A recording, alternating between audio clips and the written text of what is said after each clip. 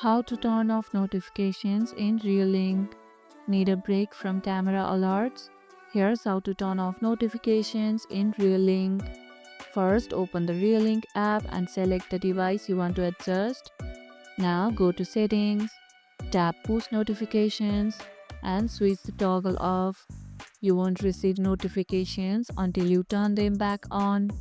Do you turn notifications off during certain times? Tell us about it in the comments below. Instead of turning them off completely, you can adjust the schedule in the settings to fit your needs. And that's how you can turn off notifications in Reolink. And if this video helped, hit the like button, share it, subscribe, and leave a comment. Thanks for watching, and I'll see you in the next one.